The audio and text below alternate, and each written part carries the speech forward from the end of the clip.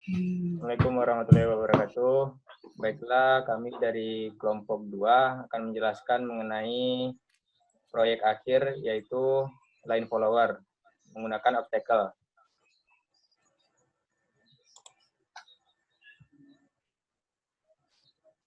Langsung saja ke simulasi yang pertama.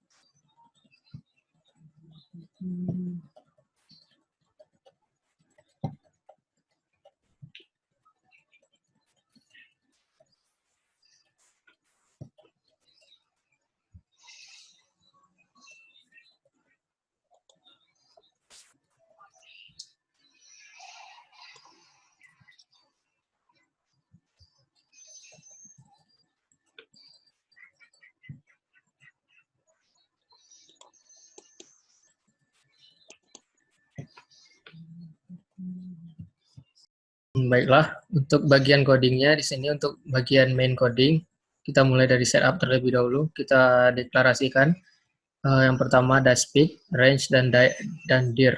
Di bagian speed itu kita menentukan kecepatan dari motor line follower kita. Dan untuk range itu untuk mendeklarasikan jarak dari sensor ke obstacle yang akan dilakukan pengecekan. Dan di bagian dir ini digunakan sebagai pengatur arah dari roda motor, yaitu belok kiri atau belok kanannya.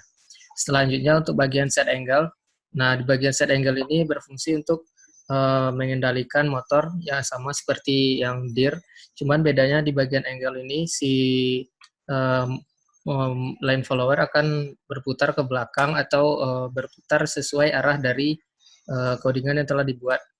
Nah, di bagian selanjutnya, di bagian range, sudah disebutkan di atas tadi, yaitu untuk memberitahukan jarak sensor ke obstacle. Nah, untuk di bagian forward, di sini difungsikan untuk menggerakkan motor, yaitu sesuai dengan variable speed, yaitu kecepatannya. Dan terus di bagian N itu untuk menghentikan pekerjaan dari line follower. Selanjutnya kita masuk ke bagian loop. Nah, di bagian loop ini akan diberitahukan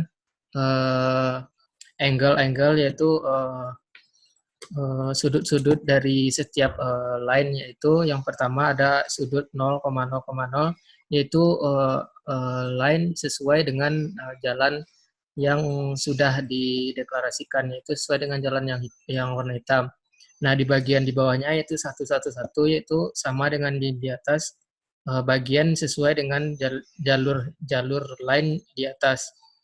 Nah, untuk di bagian di bawahnya itu jalur 0,1,1. Di sini disebutkan kalau di bagian jalan atau line-nya itu memiliki sudut yaitu 0,1,1.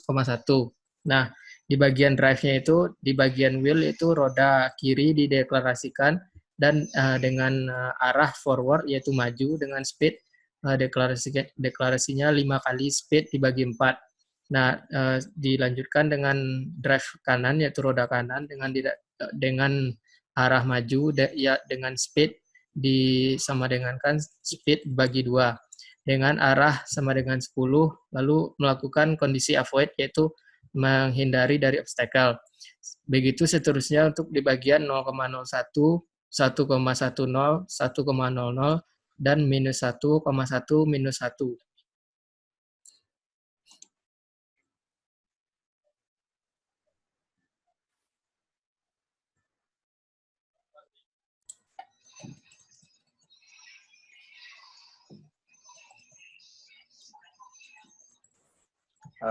Baiklah, untuk fungsi avoid di sini avoid digunakan untuk membaca obstacle. Yang pertama, fungsi di sini membaca jarak antara obstacle dengan sensor. Kemudian, jika kondisinya no, berarti tidak ada obstacle, maka lane follower tetap melanjutkan perjalanannya. Jika yes, berarti obstacle sudah dibaca oleh sensor, kemudian melakukan fungsi berbalik ke belakang dengan speed 2 kali speed bagi 3. Kemudian memberikan delay selama 250 milisecond.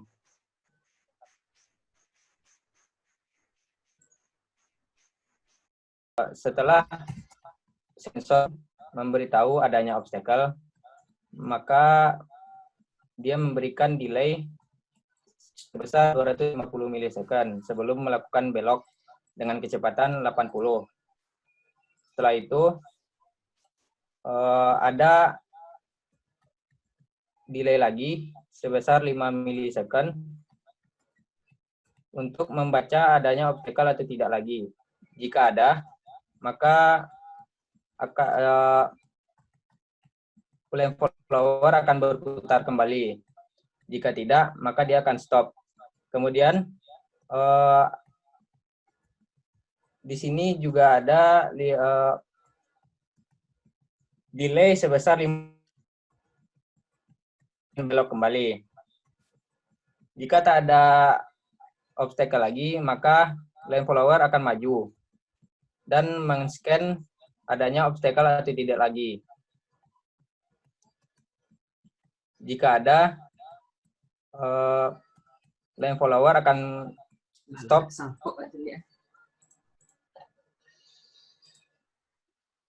Selanjutnya, saya akan meneruskan yang dijelaskan oleh rekan saya tadi.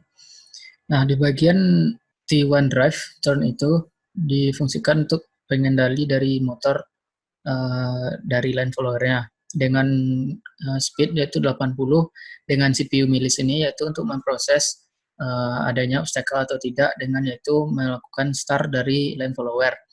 Nah, selanjutnya dia akan memproses dengan scan sensor, yaitu dengan mengukur jarak 1,5 dikali range. Selanjutnya yaitu jika menemukan obstacle, maka si CPU atau prosesor dari sysminnya akan berhenti dan menghitung dengan menghitung stop dikurang dengan start dibagi 10. Selanjutnya di bagian drive stop, yaitu untuk menghentikan kerja dari motor. Dengan selanjutnya akan memberikan delay yaitu 500 milisecond. Selanjutnya akan dilanjutkan ke proses yang kedua, yaitu dengan mengendalikan roda atau motornya dengan speed minus 80 dengan ketentuan count lebih besar dari 0. Jika iya, maka count akan dikurang 1 dan diberikan delay yaitu 5 detik untuk mengembalikan nilai count menjadi 0. Nah, setelah nilai count menjadi 0, maka drive atau motornya akan melakukan mundur ke belakang dengan speed 2 kali speed dibagi 3. Selanjutnya diberikan delay 300 milisecond, lalu akan melakukan forward yaitu maju daripada motornya dengan speed dibagi 2, yang selanjutnya akan diakhiri dengan end. Mungkin sekian dulu yang dapat kami jelaskan. Mohon maaf apabila ada salah kata. Saya akhiri. Assalamualaikum warahmatullahi wabarakatuh.